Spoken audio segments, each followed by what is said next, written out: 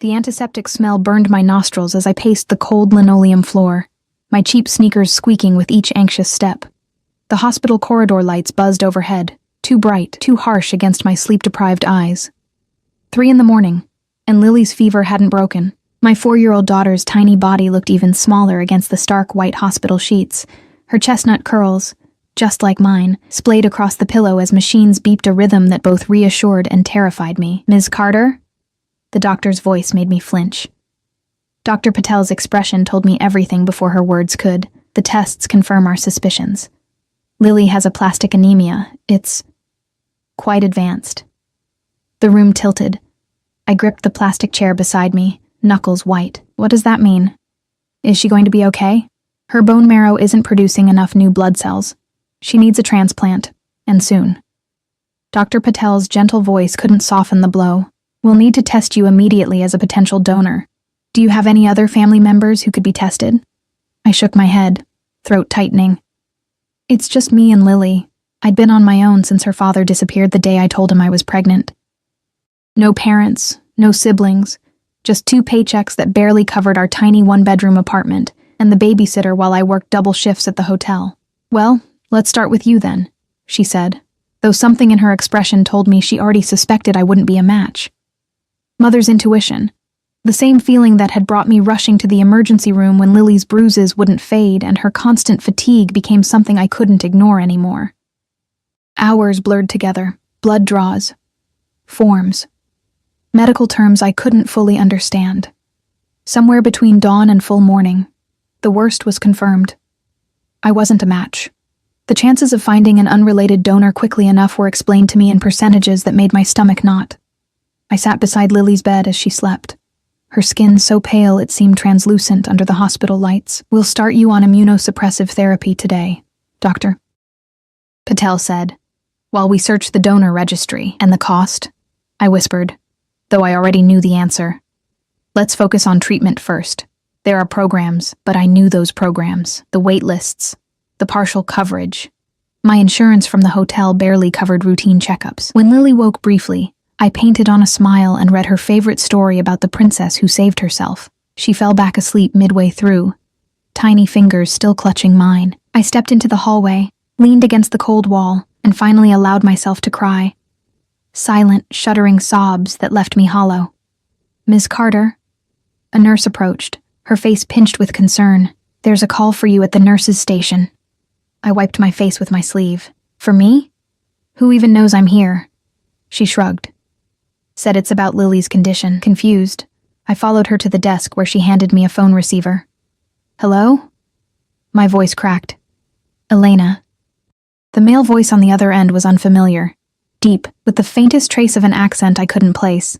"I understand your daughter needs a bone marrow donor." I froze. "Who is this?" "Someone who might be able to help." A pause. "I have a potential donor for Lily." "How do you know my daughter's name? How do you know anything about us?" Panic rose in my chest. "I know many things, Elena, including that you're running out of time and options." His tone remained calm, controlled. "My driver is waiting outside the hospital. Eastern entrance. Black Bentley. He'll bring you somewhere we can talk. I'm not going anywhere with a stranger. My daughter is sick. Your daughter has aplastic anemia. She needs a bone marrow transplant within weeks, not months, and you're not a match." His voice hardened slightly. "I wouldn't waste time asking how I know. The question is whether you want my help." I gripped the counter, my knees suddenly weak. "Why would you help us? You don't know us." A long silence followed. "Let's just say I have my reasons. The car will wait 20 minutes. Your choice." The line went dead. I stared at the receiver, my heart hammering. "Everything okay, hun?" The night nurse looked concerned. I nodded automatically, though nothing was okay. Lily was dying. I was broke.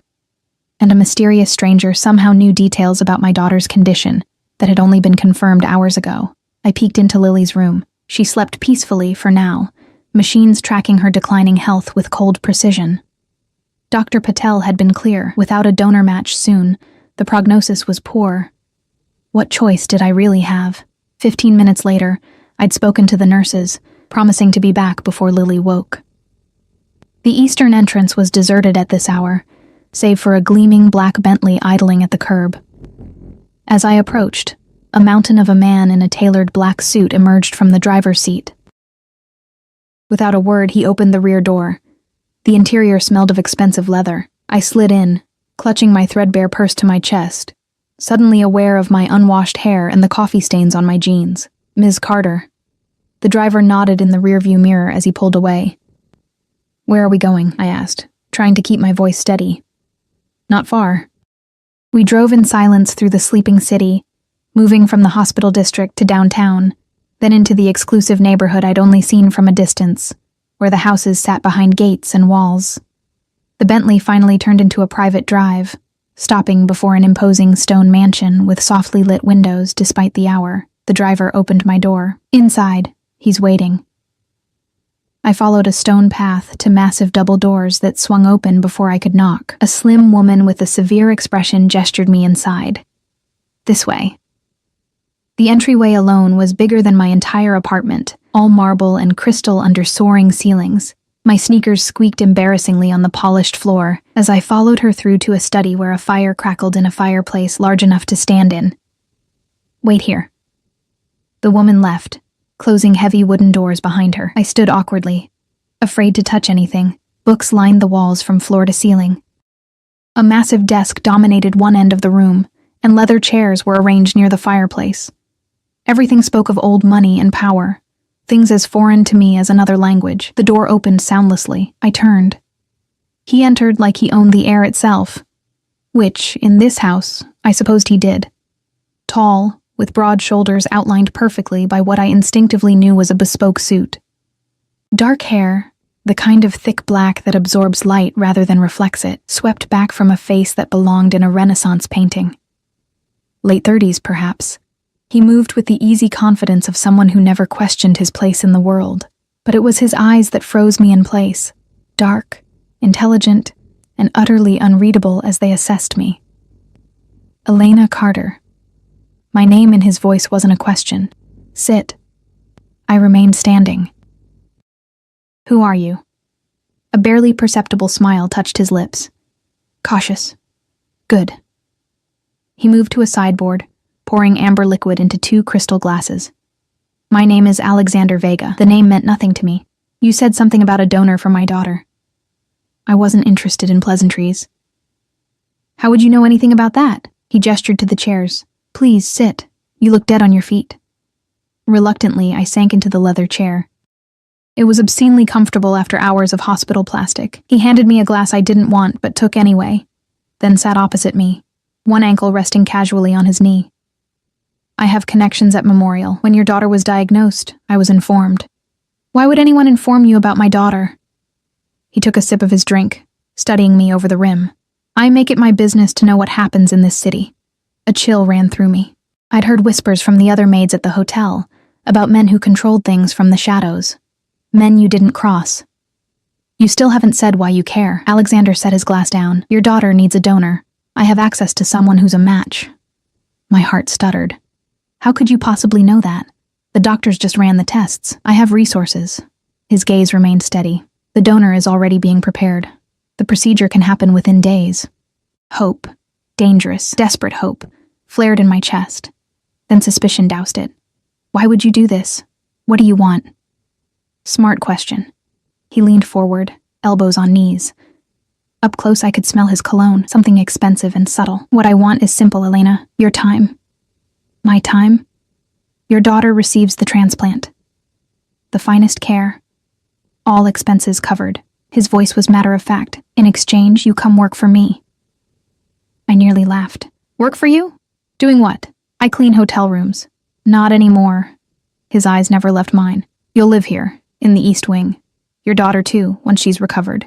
You'll attend certain events with me. Be seen." "Nothing inappropriate." Understanding dawned slowly. "You want a fake girlfriend?"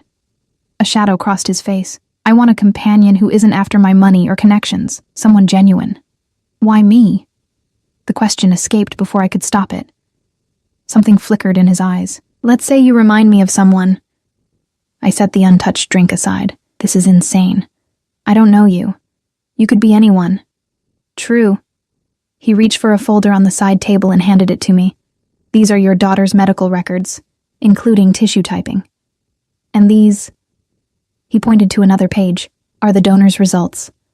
A perfect match. I stared at the papers, medical terms swimming before my eyes. How did you get these? As I said, I have resources. He stood, buttoning his jacket in one fluid motion. The donor is my cousin. He's willing, but there's a condition. You, I realized. Alexander nodded. Me, or more specifically, my wishes. I've been looking for someone like you for some time, Elena. This situation is convenient. Convenient? Anger flashed through me. My daughter is dying, and I'm offering to save her. His voice remained calm. Consider it a mutually beneficial arrangement. I stood, clutching the folders. Then you leave with my best wishes and return to the hospital to wait for the donor registry. His expression hardened slightly. Though with Lily's blood type and ethnic background, the odds aren't in your favor. The truth of his words hit like a physical blow. I'd seen the doctor's face, heard the carefully worded cautions about managing expectations. How long? I asked, hating how small my voice sounded. How long would I have to stay? 1 year. He moved closer, and I fought the urge to step back. Your daughter receives the transplant regardless. I'm not a monster, Elena, but you stay for 1 full year. And then what? Then you're both free to go, with a generous severance. I thought of our apartment with its leaking ceiling and secondhand furniture, of working double shifts while still barely making rent, of Lily's face, growing paler each day. I need to think about this. He nodded, reaching into his pocket and extracting a business card. You have until noon tomorrow. After that, my cousin leaves the country for work. As if summoned by telepathy, the door opened and the severe woman reappeared. The car is ready, sir. Take Miss Carter back to the hospital, Maria. I turned to leave, then paused. How do I know this isn't some elaborate lie? Alexander's expression didn't change. Call the number on the card when you decide. If it's yes, the donor will be at Memorial by evening. If it's no, well... He picked up his glass again. I suppose you'll have your answer then. Dawn was breaking as the Bentley delivered me back to the hospital. I sat beside Lily's bed, watching her chest rise and fall, the folder from Alexander clutched in my hands. I'd seen enough medical forms in the past 24 hours to recognize real ones. A perfect match. A life for my daughter. All it would cost was a year of mine. At 11:58 a.m., I called the number. He answered on the first ring, as though he'd been waiting with the phone in hand. Yes, I said, without preamble. But I have conditions of my own. There was a pause. Then what might have been a chuckle. I'm listening. I keep my job at the hotel, part-time. Unacceptable. It's non-negotiable. I surprised myself with my firmness. I need something that's mine. Something normal. Another pause. 2 days per week. Maximum. And Lily stays with me, always. She's not some accessory to be hidden away when inconvenient. Of course. He sounded almost offended. I would expect nothing less. I took a deep breath. Then we have a deal. Excellent. His tone warmed slightly. The donor will arrive at Memorial within the hour. I'll send Maria with papers for you to sign. Alexander? I said, before he could hang up. Yes? If you betray us, if this is some kind of trick, you should know I'll do whatever it takes to protect my daughter. Whatever it takes. This time, I was certain. He laughed, a rich sound that sent an unexpected shiver down my spine. Elena Carter, he said. I'm counting on it. I hung up, staring at Lily's sleeping face, wondering what devil's bargain I'd just made, and with whom. The next 48 hours passed in a blur of medical jargon, consent forms, and the constant beeping of hospital monitors. True to Alexander's word, the donor, a slender, serious man who looked vaguely related to him, arrived at Memorial within the hour after my call. He nodded politely when we were introduced, but said little. I couldn't decide if his silence was respect or disdain for the woman who'd made a deal with his powerful cousin. Dr. Patel couldn't hide her shock at our sudden stroke of luck. A perfect match appearing out of nowhere is unusual, she said, eyeing me carefully as we stood in the hallway outside Lily's room, especially one willing to donate immediately. I focused on the clipboard in my hands. I reached out to some distant relatives. She didn't believe me, I could tell. But the match was real, the paperwork impeccable. When medicine has what it needs, questions about providence become secondary. The transplant procedure was scheduled for the following morning. I spent that night curled uncomfortably in the chair beside Lily's bed, watching her sleep, wondering if I'd sold us into some elegant form of captivity or saved her life. Perhaps both. "Mommy?" Lily's voice, raspy from sleep, pulled me from an uneasy doze just before dawn. I leaned forward, brushing hair from her forehead. "I'm here, sweetheart." Her small face was serious in the dim light. "The nurse said I'm getting new blood today." Something like that. I tried to smile.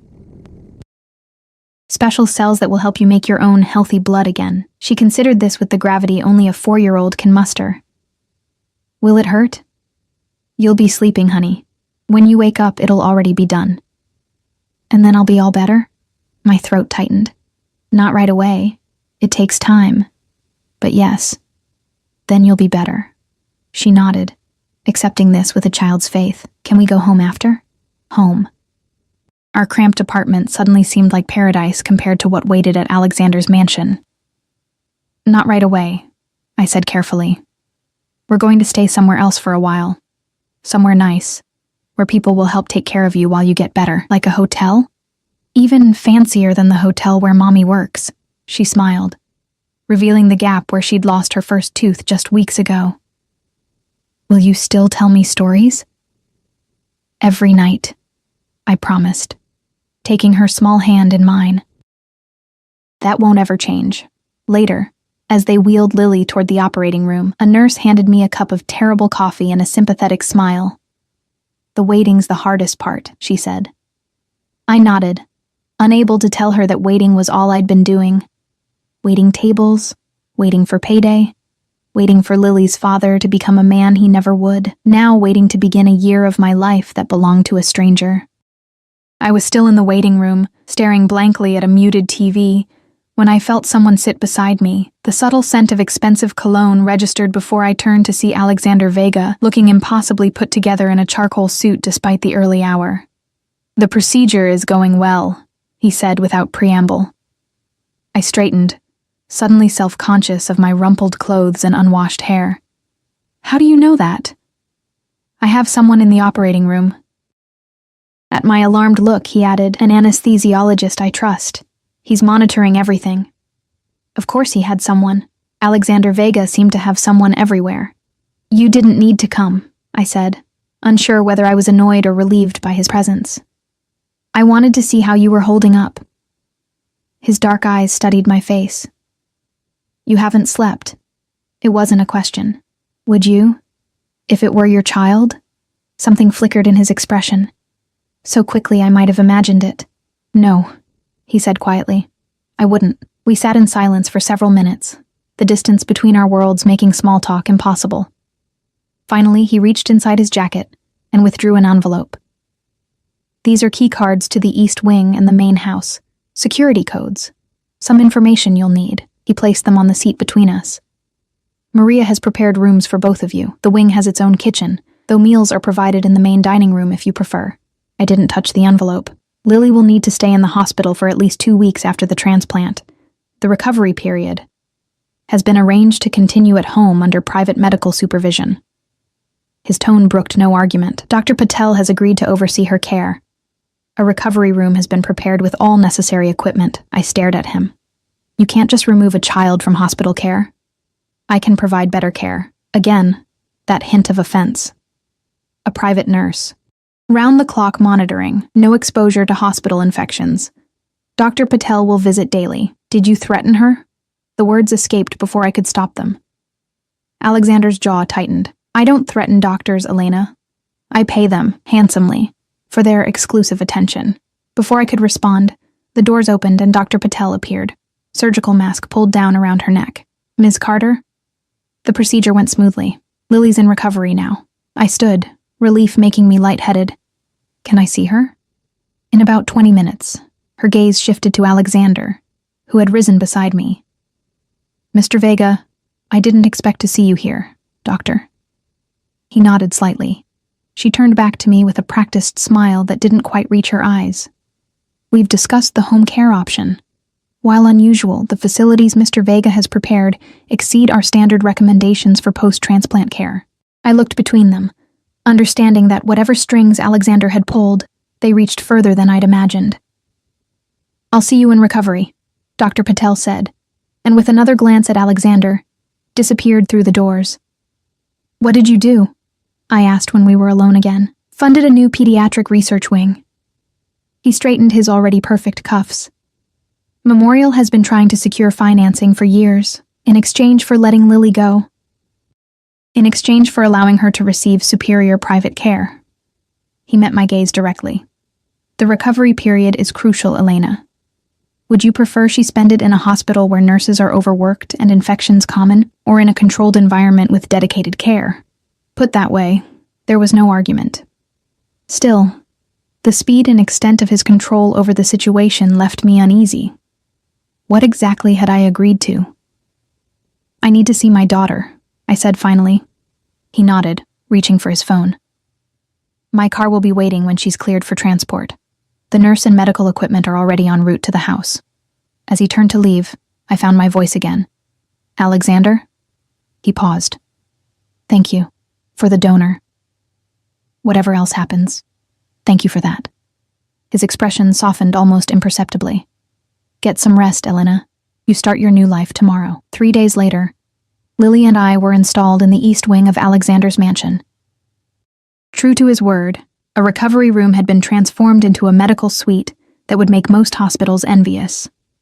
Lily, still weak but improving daily, was delighted by the enormous windows overlooking gardens and the tablet loaded with every children's movie and game imaginable. "Is this a castle, Mommy?" she asked our first night, as I tucked her into a bed that could have fit 4 of her. "Sort of," I said, smoothing her hair. "We're going to stay here while you get better." "Is the man with the serious face a king?" I smiled despite myself. "What man, sweetheart?" "The one who came to check on me. He looks like the pictures of kings in my books. All tall and—" She scrunched her face, searching for the word. "Important." "Alexander." I hadn't seen him since the hospital, though I knew he was in the house. "He's not a king. He owns this house. He's letting us stay here. Is he nice?" "A complicated question. He helped make you better," I said carefully. "That was nice." She nodded, accepting this child's logic, then yawned widely. "Story time," I said, grateful for the change of subject. "Which one tonight?" "The princess one," she murmured, eyes already drooping. "But the scary part with the dragon, too." I'd barely finished the story when she drifted off, her breathing deep and even. I sat watching her, still marveling at the color returning to her cheeks. Whatever deal with the devil I'd made, seeing her improve made it worthwhile. A soft knock at the door made me turn. Maria, Alexander's severe-looking housekeeper, stood in the doorway. "Mr. Vega requests your presence for dinner," she said, her tone making it clear this was less request than command. I glanced down at my jeans and sweater. "I'm not really dressed for—" "Suitable attire has been provided in your dressing room. The nurse will stay with Miss Lily." Her expression softened fractionally. "She's doing well. You should eat." 30 minutes later, freshly showered and wearing a simple black dress I'd found hanging in a closet bigger than my bedroom at home, I followed Maria through the main house. Each room we passed seemed designed to emphasize the gulf between Alexander's world and mine. Priceless art, antique furniture, soaring ceilings. Money, but old money, the kind that whispered rather than shouted. The dining room continued the theme, a table that could seat 20 held settings for just 2 at one end. Candles flickered in silver holders taller than my forearm. Alexander stood as I entered, impeccable in a tailored shirt, no tie, dark trousers. "Elena, you look rested." Amazing what actual sleep can do. I remained near the doorway, suddenly awkward. "Maria said you wanted to see me. I thought we should discuss expectations." He gestured to the chair across from his. "And I assumed you'd be hungry." As if on cue, a man in a dark suit appeared with a bottle of wine. Another followed with plates of something that smelled incredible. I sat, placing the linen napkin carefully in my lap. "Is this how you always eat? Full service for an ordinary dinner?" A ghost of a smile touched his lips. Is this an ordinary dinner? Point taken. Nothing about this situation was ordinary. The wine was poured, the food served. I waited until we were alone before speaking again.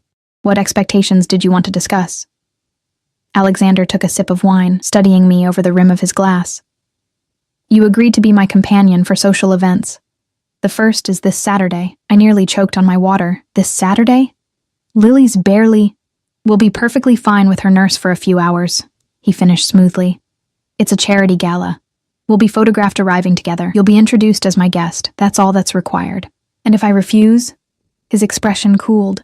That would be disappointing, especially after the considerable arrangements made for your daughter's care. The reminder of my debt hung between us like an invisible chain. I pushed food around my plate, appetite gone. What am I supposed to wear to a charity gala? Maria will arrange a fitting tomorrow. Everything will be provided. Everything will be provided. Those words echoed in my mind as I followed a stone-faced Maria through a series of high-end boutiques the next afternoon. A car had arrived promptly at 10, whisking us to the city's exclusive shopping district where, it seemed, Alexander had accounts everywhere. Salespeople fawned over us, or rather, over the Vega name, bringing champagne I didn't drink, and speaking in hushed tones about Mr. Vega's preferences. I can choose my own clothes, I muttered to Maria after the third boutique, where a rail of pre-selected evening gowns awaited my arrival. Maria's expression remained impassive. Mr. Vega is particular about appearances, so I'm just a mannequin to be dressed up? I fingered the delicate beading on a midnight blue gown that probably cost more than 6 months' rent. You are representing him, she corrected, her tone softening slightly. The world he moves in, it notices everything. By late afternoon, I had a gala dress, shoes, jewelry, on loan, Maria emphasized, and a lingering sense of being transformed into someone I didn't recognize. The woman in the boutique mirrors, draped in silk and diamonds, looked nothing like Elena Carter, single mother and hotel maid. She looked like she belonged in Alexander Vega's world. That thought troubled me all the way back to the mansion. Is Lily okay? I asked as soon as we returned, the shopping bags whisked away by silent staff. The nurse reports she had lunch, watched movies, and took her medications on schedule, Maria replied. She's napping now. I nodded, relieved but still anxious to see her. As I turned toward the east wing, Maria cleared her throat. Mr. Vega would like you to join him for drinks on the terrace at 7. Again, the phrasing suggested option where none existed. Fine, I said, too tired to argue. I'll be there. Lily was indeed sleeping when I checked on her. Her breathing deep and even, cheeks flushed with healthy color. I sat beside her bed, watching her chest rise and fall, amazed at how quickly she was improving. The nurse, a kind but no-nonsense woman named Helen, assured me her recovery was proceeding remarkably well. The donor match was exceptional, she said, checking Lily's vitals with practiced efficiency. And having this level of care certainly helps. I nodded, guilt and gratitude warring within me. Whatever his motives, Alexander had saved my daughter. That fact alone forced me to honor our arrangement, whatever misgivings I had. At precisely 7, I made my way to the main house. I'd changed into the only outfit I'd brought that wasn't stained or worn, a simple black sundress and sandals that had once been my good clothes, but now seemed painfully inadequate in this setting. The terrace overlooked manicured gardens that stretched to a distant tree line. The evening was warm, golden sunlight slanting across stone balustrades and highlighting the glass tables where Alexander stood with his back to me, phone pressed to his ear. He spoke rapidly in what sounded like Italian, his voice low and controlled, but with an undercurrent of tension. I hesitated at the threshold, unwilling to interrupt. He must have sensed my presence, though, turning slightly to acknowledge me with a nod before finishing his call. È fatto. Non discuterò più. He ended the call abruptly, slipping the phone into his pocket before turning to me fully. Elena. He gestured to the seating area where a bottle of wine and glasses waited. How was your shopping experience? Expensive, I said, taking the seat farthest from him. A smile ghosted across his face as he poured wine into 2 glasses. Worth every penny, I'm sure. I accepted the glass, but didn't drink. Why am I really here, Alexander? He raised an eyebrow. We discussed the terms. My companion for social events. There are escort services for that sort of thing. His expression hardened. That's not what this is. Then what is it? I leaned forward. Why me? Why not someone who actually belongs in your world? Alexander studied me for a long moment, then set his glass down. Perhaps because I'm tired of people from my world, as you put it. What does that mean? It means every woman I meet has an agenda. He spoke matter-of-factly. They want my money, my connections, or the status of being with someone like me. They research me before we meet. They know exactly what to say, what to wear, how to act. And I don't? I couldn't keep the skepticism from my voice. You looked me in the eye and threatened me, he said, something like admiration coloring his tone. Even after I offered to save your daughter, that interested me. I remembered our phone call, my desperate bravado. I was just trying to protect Lily. Exactly. He leaned back, dark eyes assessing me. You weren't trying to impress or manipulate me. Your priority was your child, not me. That's refreshing. I sipped the wine, considering his words. So I'm here because I don't care about being here? You're here because you're authentic. Real. A shadow crossed his features. I had enough fakeness in my childhood to last several lifetimes. Something in his tone suggested depths I hadn't expected. Before I could pursue it, he continued. The gala on Saturday benefits children's medical research. The foundation was established by my mother before she died. His voice was carefully neutral. It's important to me. I need someone beside me who won't embarrass me or try to leverage the connections there. And you think that's me? I don't know which fork to use for salad. You'll learn. He stood, moving to the balustrade to look out over the gardens. The rest, the authenticity, can't be taught. I watched him, this enigmatic man who'd upended my life, wondering what experiences had shaped him. What made someone with his power and wealth seek out someone like me? Is Lily's father in the picture? The question came abruptly, though his tone suggested he already knew the answer. No. I set my glass down harder than intended. He disappeared as soon as I told him I was pregnant. Alexander turned, his expression darkening. His name? Why? Planning to hunt him down? Perhaps. Something in his voice made me believe him. It doesn't matter. Lily and I have managed fine without him. Until she got sick. The brutal truth of those words stung. Yes.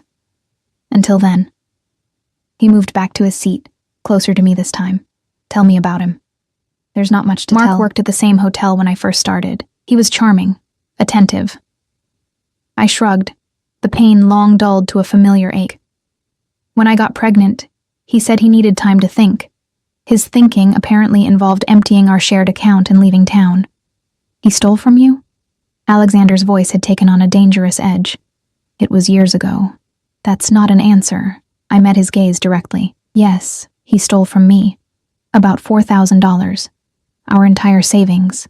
I was 22, pregnant, and suddenly homeless. Happy? No. His jaw tightened. Men who abandon their children deserve particular consequences. Something in his expression made me shiver. It's in the past. Perhaps. He didn't sound convinced. We sat in silence for a moment, the setting sun casting long shadows across the terrace. Finally, I asked the question that had been nagging at me. The donor, your cousin, why was he willing to help? Alexander's expression shuddered. Family obligations, that's all. In my family, when I ask for something, it's provided. His tone left no room for further discussion. How is Lily recovering? I allowed the change of subject. Better than expected. The nurse says she might be able to move around more tomorrow. Good. He nodded, seeming genuinely pleased. The gardens are pleasant for a child. Security has been instructed to ensure you both have privacy while outside. The reminder of the security surrounding us, both protection and subtle imprisonment, dampened the momentary connection I'd felt.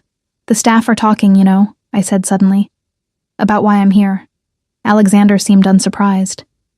People always talk. They think I'm your mistress, and that bothers you? Shouldn't it? I challenged. I have a daughter who asks questions. He considered this. Tell them, and Lily, whatever makes you comfortable, that you're a guest, a friend. The arrangement is between us, Elena. Before I could respond, his phone buzzed. He glanced at it, his expression hardening. I need to take this. He stood, already moving away. Maria will show you the dress options for Saturday. Choose whichever you prefer. And just like that, I was dismissed. The brief window into Alexander Vega closing as abruptly as it had opened. Saturday arrived with military precision.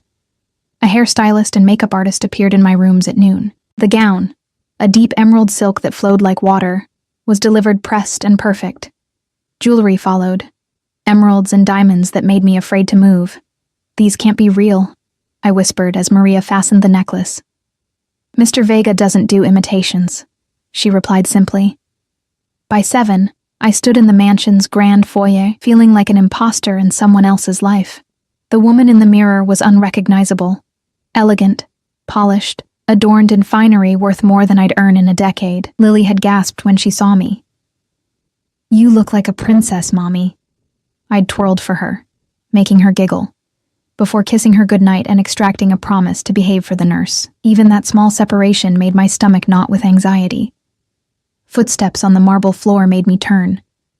Alexander descended the grand staircase, the picture of masculine elegance in a tailored tuxedo. He paused when he saw me, something flickering in his dark eyes. The emerald was the right choice, he said, approaching slowly. You look stunning. I look like someone else, I replied honestly. No. He reached me, adjusting the drape of my wrap with practiced hands.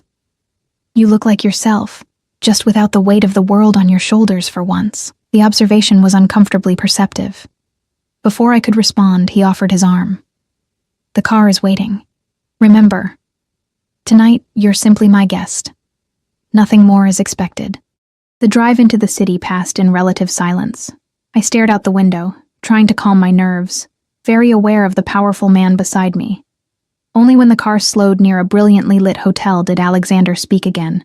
One thing I should mention. His voice was casual, too casual. My former fiancée will likely be there tonight, Sophia Ricci. I turned to him, surprised. You were engaged? Briefly. It ended 6 months ago.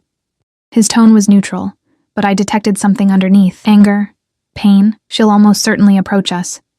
She may say things designed to unsettle you. Why? Because that's who she is. The set of his jaw told me there was more to the story. Just be aware. The car stopped at the entrance, where photographers clustered near a red carpet. My heart rate doubled. You didn't mention press, I hissed. Local society pages. Nothing significant. He straightened his already perfect cuffs. Just smile and stay close to me. Before I could protest further, the car door opened. Alexander emerged first, then extended his hand to me. The camera flashes began immediately. I took his hand, focusing on not tripping as I stepped onto the carpet.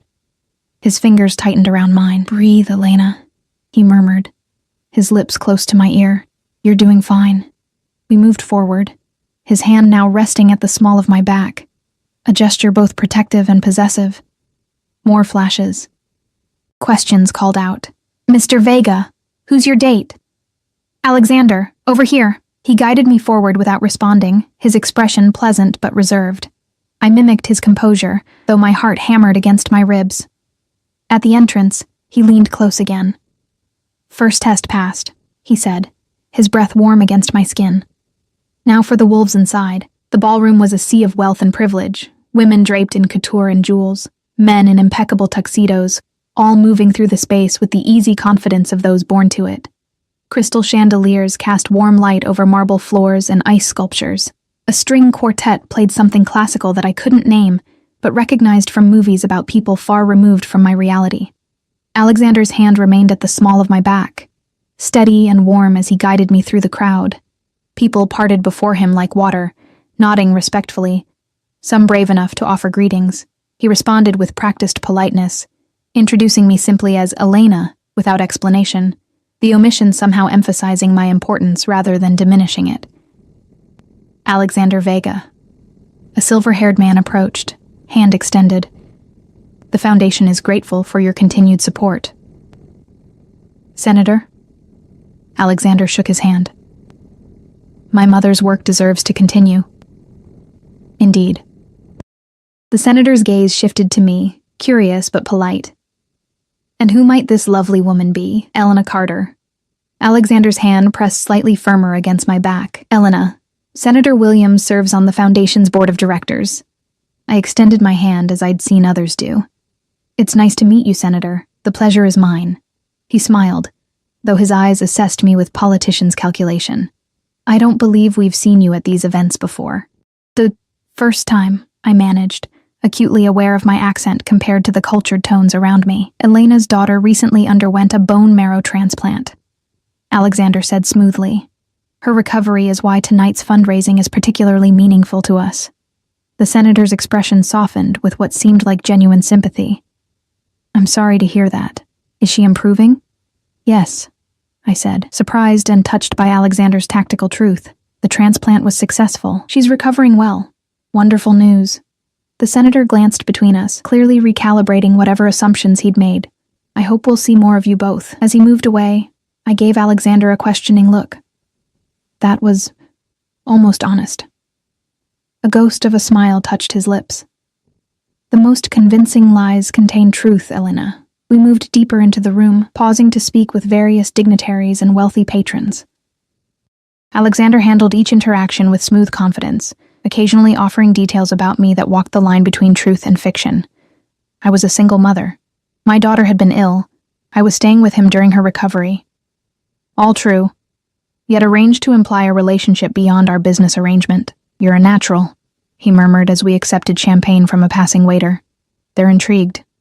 Because they're trying to figure out what someone like you is doing with someone like me, I replied, maintaining my smile for watching eyes. No. His dark gaze held mine. Because you're not trying to impress them. And that's refreshing in this crowd. I took a sip of champagne to hide my confusion. For a man who'd essentially purchased my company, Alexander seemed genuinely appreciative of my authenticity. Before I could dwell on this contradiction, a ripple of whispers spread through the crowd nearby. Alexander's posture stiffened almost imperceptibly. She's here, he said, his voice dropping lower. I didn't need to ask who. The woman approaching us commanded attention without effort, tall and slim in a crimson gown that clung to her perfect figure. Dark hair swept into an elegant updo that highlighted aristocratic features. She moved like a panther, powerful and dangerous, her eyes, cold and assessing, fixed on Alexander with laser intensity. Alexander. Her voice was honey poured over ice. How nice to see you supporting the cause. It's been, 3 months? Sophia. His tone remained pleasant, though I felt tension radiating from him. I wasn't aware you were in town, clearly.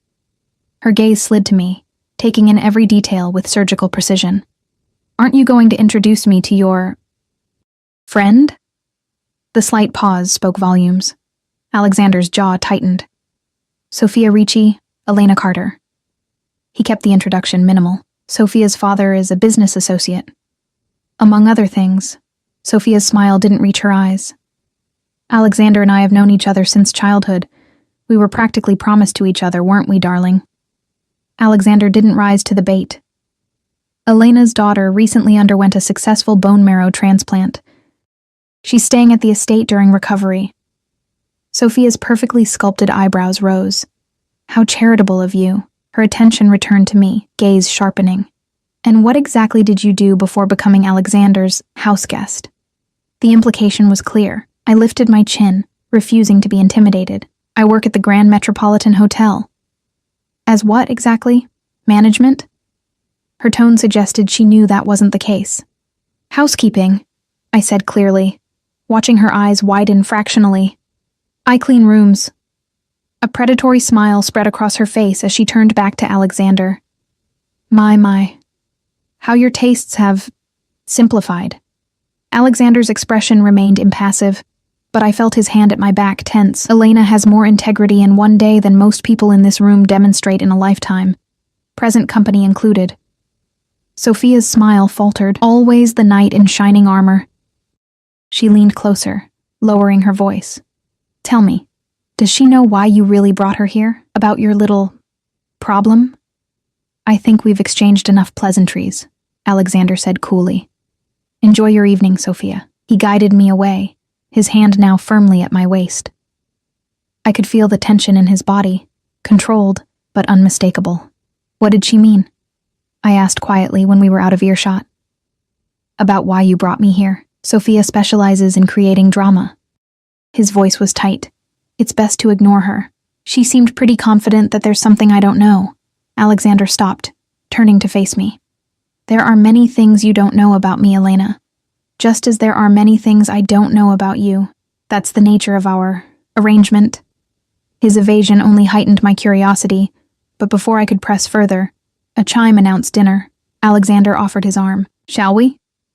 I took it, aware of eyes following us, especially Sophia's burning gaze from across the room. Dinner was an elaborate multi-course affair at tables adorned with floral arrangements that probably cost more than my monthly rent. Alexander and I were seated at a prominent table near the front, alongside the senator and other Foundation board members. I followed Alexander's lead on which fork to use, grateful that my mother had at least instilled basic table manners in me before she died. Throughout the meal, Alexander was attentive, refilling my water glass, explaining dishes in discreet murmurs, his hand occasionally brushing mine when reaching for his wine. To any observer, we appeared to be a couple, comfortable, intimate, connected. His performance was flawless, yet I caught him watching Sophia more than once, his expression unreadable. She held court at a table across the room, laughing too loudly, touching the arm of a handsome man beside her whenever Alexander glanced their way. The theater of former lovers, each pretending indifference while hyper-aware of the other. After dinner came speeches about the Foundation's work. Alexander was called to the podium, his presence commanding immediate silence from the crowd. He spoke eloquently about his mother's vision, the children helped by the Foundation, the ongoing need for research funding. In that moment, he seemed genuinely passionate, not the calculating businessman I'd come to know. My mother believed that every child deserves a fighting chance, he said, his voice carrying through the hushed room. No parent should have to choose between treatment for their child and financial ruin. Our eyes met across the room, and something passed between us, an acknowledgement of the irony. He had saved Lily, yes, but at a price. A different kind of debt. When he returned to our table, applause still echoing, I leaned closer. You really care about this, don't you? My mother died of leukemia when I was 14, he said quietly, after watching her fight for 2 years. So yes, I care. The revelation stunned me. It was the most personal thing he'd shared, offered without calculation or apparent motive. Before I could respond, the orchestra began playing, signaling the start of dancing. Alexander stood, offering his hand. Shall we? I don't know how to dance, I admitted. Not like this. Just follow my lead. He guided me onto the dance floor where other couples were already moving to a waltz. His hand settled at my waist, the other taking mine.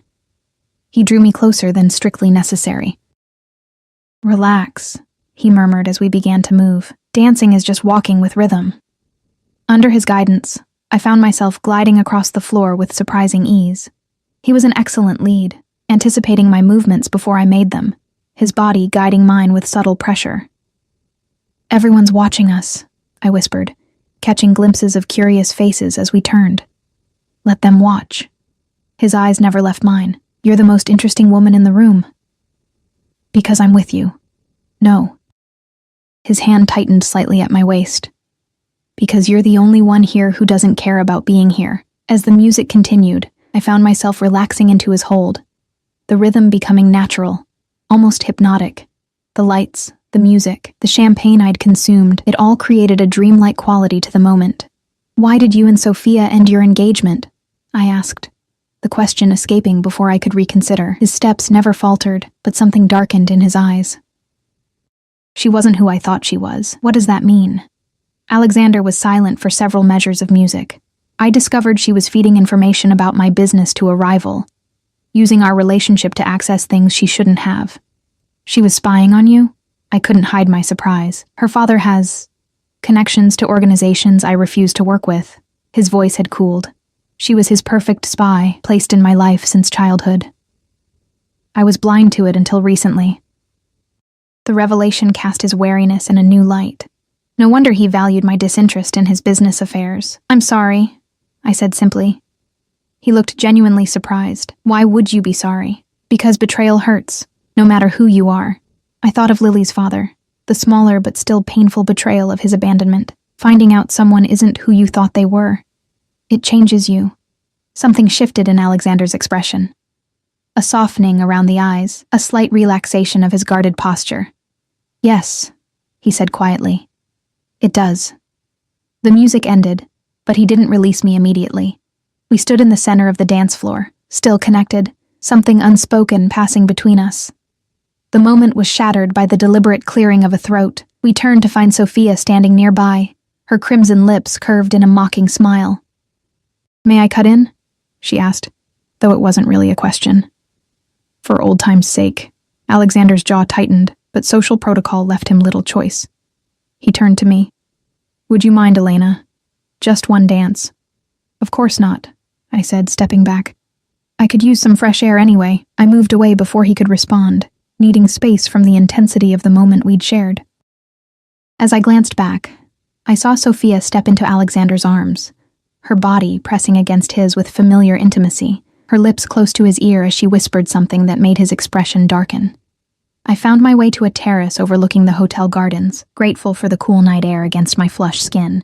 Leaning against the stone balustrade, I tried to make sense of the contradictions that were Alexander Vega, cold businessman and passionate advocate, calculating manipulator and wounded son. And more confusing still, the unfamiliar warmth that had spread through me as we danced, his eyes never leaving mine. The night air carried the scent of roses from the gardens below, a welcome respite from the perfumed atmosphere of the ballroom. I breathed deeply, trying to clear my head of the confusing tangle of emotions the evening had stirred. The weight of the borrowed diamonds around my neck suddenly felt suffocating, a physical reminder of how far I was from my real life. Quite the Cinderella story, isn't it? I turned to find Sophia approaching, her crimson dress almost black in the dim light of the terrace. I hadn't heard the door open. "That was a quick dance," I observed, instinctively straightening my posture. Alexander was called away. Her smile was all predator, something about an urgent call. She moved beside me at the balustrade, close enough that I could smell her expensive perfume. For a moment, we both gazed out at the darkness in silence. "Do you know what fascinates me?" she finally said, her voice deceptively conversational. "How quickly he found you after our engagement ended." I kept my expression neutral. "I don't know what you mean." "Of course you don't." She laughed softly. "That's part of your charm, I suppose. This wide-eyed innocence." Her gaze raked over me. "Tell me, how much is he paying you? For you and your conveniently sick daughter?" My hands tightened on the stone railing. "My daughter almost died. There's nothing convenient about that." "Perhaps not." She tilted her head. "But it made you the perfect candidate. Desperate, grateful, malleable. Candidate for what, exactly?" Her perfectly shaped eyebrows rose. "You really don't know, do you?" She leaned closer. "Alexander needs a wife. Soon. It's a condition of his inheritance." I stared at her, certain she was lying. "That's ridiculous." "Is it?" His grandfather's will was very specific. Full control of Vega Holdings transfers to Alexander when he turns 40, or when he marries, whichever comes first. Her smile turned cruel. He turns 40 in 3 months. Otherwise, control remains with the board of directors, a board that includes my father. The pieces clicked into place, his urgency in finding a companion, the public appearances, the elaborate show for the benefit of others. "Why are you telling me this?" Professional courtesy. She shrugged one elegant shoulder. "One pawn to another. I'm not a pawn. Darling, we're all pawns in Alexander's world. I was simply smart enough to play my own game alongside his." Her expression hardened. "But make no mistake. He will use you, marry you if necessary, then discard you once he has what he wants." My mind raced. Could she be right? Was I just a convenient solution to Alexander's inheritance problem? It would explain the strange arrangement, the rushed timeline. "You don't know what you're talking about," I said, with more confidence than I felt. "Don't I?" Her laugh was brittle. "I've known him since we were children. His father and mine built their empires together." She leaned closer, her voice dropping. "Did he tell you how he got those scars on his back?" I frowned, confused. "What scars?" "So you haven't seen him without his shirt?" Her smile was knowing. His father was a monster, a brilliant businessman, but a cruel man. Alexander took beatings meant for his younger brother for years. Her eyes narrowed. It taught him to endure pain, to compartmentalize, to use people without remorse. I thought of the brief glimpses of vulnerability I'd seen in him, his passion for the Foundation, his quiet fury at Lily's father's abandonment, the softness in his eyes when he spoke of his mother. If you hated him so much, why agree to marry him? Business. She shrugged again. The same reason he agreed to marry me. At least until he discovered I had my own agenda. She examined her manicured nails. Men like Alexander can't stand being outplayed. The terrace door opened, spilling golden light across the stone. Alexander stood framed in the doorway, his expression thunderous as his gaze fixed on Sophia. "I believe your date is looking for you," he said, his voice deceptively calm. Sophia straightened, unruffled. "We were just having a lovely girl-to-girl chat, getting to know each other." "I'm sure." His jaw was tight. "Your father's waiting at your table." Something about leaving early. A flicker of unease crossed her perfect features. "Always so serious, Alexander." She touched my arm lightly. "Think about what I said, Elena. While you still have choices." She glided past him into the ballroom, the scent of her perfume lingering in her wake. Alexander watched her go, then turned to me, his expression unreadable in the half-light. "Whatever she told you, is it true?" I interrupted. "About the inheritance?" His silence was answer enough. "So I'm just part of your plan to secure your fortune." The hurt in my voice surprised me. "A convenient solution to your deadline problem." Alexander moved closer, his eyes never leaving mine. "It's not that simple." "Explain it to me then." I crossed my arms. "Make me understand why you didn't tell me the real reason you needed a companion." He was quiet for a long moment, his gaze shifting to the darkness beyond the terrace. When he spoke, his voice was lower than usual, stripped of its usual controlled confidence. "My grandfather built Vega Holdings from nothing. My father expanded it, but through methods my grandfather wouldn't have approved of. His profile was sharp against the night sky. Before he died, my grandfather added codicils to his will, safeguards to ensure the company wouldn't continue down my father's path. Marriage or turning 40, I said. That doesn't explain why you didn't tell me. Would you have believed me? A wealthy man claiming he needed to marry for his inheritance?" His laugh was without humor. "It sounds like a bad movie plot. So instead you crafted this elaborate charade, making me think you just needed arm candy for events. I needed someone real, Elena." He turned to face me fully. "Someone who wouldn't be with me for the money or power. Someone who would make the board believe this was genuine. Because Sophia betrayed you." The pieces continued falling into place. "You couldn't trust anyone from your world, so you found someone desperate enough from outside it." A muscle in his jaw ticked. "I found someone with integrity. Someone who would do anything for her child. Someone," he hesitated, "someone I could trust precisely because she had no interest in my world. And when your birthday passes, when you secure your inheritance, what happens to me and Lily then? You'll be taken care of." He stepped closer, generously, as we agreed. "And if I walk away now? If I take Lily and leave tonight?" His expression tightened. "You won't." "Because of our deal?" "Because Lily needs continued medical care." His voice was gentle but firm. "Care I can provide better than any alternative available to you." The truth of his words stung. He had me trapped not by force or threats, but by my own desperate love for my daughter.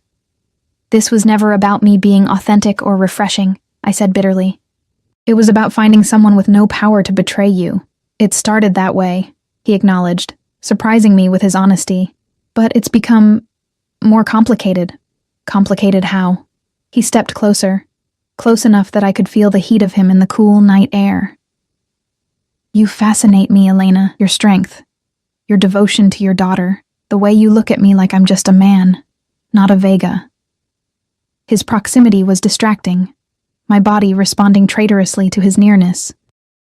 I stepped back, needing distance to think clearly. "I want to go back to the house," I said. "I need to check on Lily." Alexander nodded, not pushing further. "I'll have the car brought around." The ride back to the mansion passed in tense silence. I stared out the window, turning Sophia's revelations and Alexander's partial confirmations over in my mind. The man beside me was still largely a mystery. Powerful, controlling, yet capable of genuine compassion. The man who had saved my daughter's life, but under terms that served his own interests first. As the car pulled through the mansion gates, Alexander finally spoke. I never intended to hurt you, Elena. But you were willing to use me, I replied, my voice tired rather than angry. We're using each other. His honesty was almost brutal. You need Lily's care. I need what you can provide. The difference is, I've been transparent about what I want from you. Except for the small detail about needing a wife. His mouth tightened. That wasn't part of our original arrangement. And now? He didn't answer immediately, his gaze fixed on the darkened mansion ahead. Now I'm asking you to consider it. My heart stuttered. You can't be serious. Deadly serious. He turned to face me. Marry me, Elena. For 1 year. Everything else remains the same. The medical care for Lily, the separate living arrangements if you prefer. After a year and a day, we divorce. You receive $5 million and a house in your name. I stared at him, speechless. You're actually proposing a marriage of convenience in 2025. I'm proposing a solution that benefits us both. His expression was earnest, almost vulnerable. I secure my inheritance, you secure Lily's future, and if I refuse, our original arrangement stands. He held my gaze steadily. I'm a man of my word, Elena. The car stopped at the mansion's entrance. Before the driver could open the door, I turned to Alexander. I need time to think about this, he nodded. Of course. Take all the time you need. A ghost of a smile touched his lips. I have exactly 12 weeks until my birthday. Inside, I went directly to the East Wing, needing to see Lily, to ground myself in the one truth I was certain of, my love for my daughter. She was sleeping peacefully, her color good, breathing even. Helen, the night nurse, assured me everything had been fine. I kissed Lily's forehead gently, then retreated to my own room, methodically removing the borrowed finery. The emerald dress, the diamond jewelry, the crystal-studded heels. With each piece, I felt more like myself again. In the shower, I scrubbed away the last traces of the night. The expensive makeup, the hairspray, the lingering scent of Alexander's cologne that had somehow transferred to my skin during our dance. But his proposal couldn't be washed away so easily. It echoed in my mind as I dressed in my own worn pajamas and slipped between silk sheets that cost more than my monthly rent. $5 million. A house.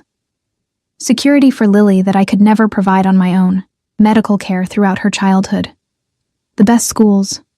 College without debt. All for a year of my life. A year pretending to be Alexander Vega's wife. I tossed and turned, sleep elusive. Near dawn I gave up and wandered to the wing's small kitchen for tea. To my surprise, a light was already on, and Alexander sat at the counter, suit jacket discarded, tie loosened, dark hair slightly disheveled. He looked up as I entered, surprise flickering across his features. Couldn't sleep? He asked. I shook my head, suddenly aware of my threadbare pajamas and tangled hair. Too much on my mind. He nodded, understanding without words. Tea? He gestured to the steaming cup before him. Please. He rose to prepare it, his movements surprisingly domestic, for a man who likely had staff to perform every task. We were silent as he steeped the tea, added honey without asking how I took it. He'd noticed, I realized. This man who controlled empires had noticed how I drank my tea. Alexander? I said as he handed me the cup, our fingers brushing. Why me? Really? He considered the question longer than I expected. When I saw you in the hospital that night, exhausted, terrified for your daughter, yet still standing, still fighting, I saw someone extraordinary. His eyes met mine. Someone who would do anything for those she loves. Someone incorruptible in a world where everyone has a price. Everyone has a price, I said quietly. Mine is just my daughter's life. No. He shook his head. Your price isn't money or power for yourself. That makes you rare. He hesitated, then added, and valuable. As a wife? As a partner. The word seemed to surprise even him. Someone I can trust precisely because your priorities are clear. Lily first, always. I sipped my tea, considering his words. And what would this partnership entail exactly? Public appearances, living here. Separate bedrooms if you prefer.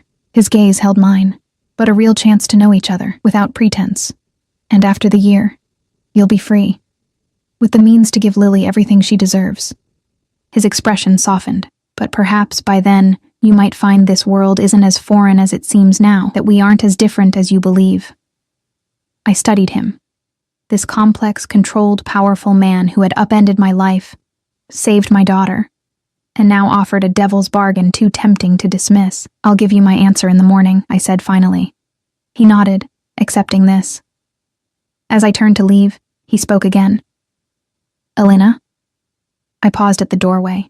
"Whatever you decide, I want you to know." He hesitated, vulnerability flashing briefly across his features. "You've reminded me what it means to care about something beyond business, beyond power. That alone is worth more than you know." In that moment, looking at Alexander Vega, billionaire, power broker, wounded soul, I realized that perhaps I wasn't the only one being rescued in this strange arrangement. "Good night, Alexander," I said softly. "Good night, Elena." As dawn broke over the gardens, I sat beside Lily's bed, watching her peaceful sleep, her chest rising and falling with healthy breaths. I thought of the future stretching before us, uncertain, precarious if we left this place, secure but complicated if we stayed. When she opened her eyes, smiling sleepily up at me, I knew my answer, had perhaps known it all along. Later that morning, I found Alexander in his study, already immersed in work despite the early hour. He looked up as I entered, his expression carefully neutral. "I've made my decision," I said, my voice steady. He set down his pen, giving me his full attention. "And?" "Yes." I met his gaze directly. 1 year. For Lily's future. Something flickered in his dark eyes. Relief, satisfaction, and perhaps something deeper I wasn't ready to name. "For Lily," he agreed, rising from his desk.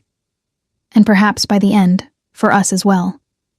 As he crossed the room toward me, his expression softening into a genuine smile I'd rarely seen, I realized that this bargain, born of desperation, necessity, and calculation, had somehow opened the door to something neither of us had anticipated. Not love, not yet, but possibility. And for now, that was enough.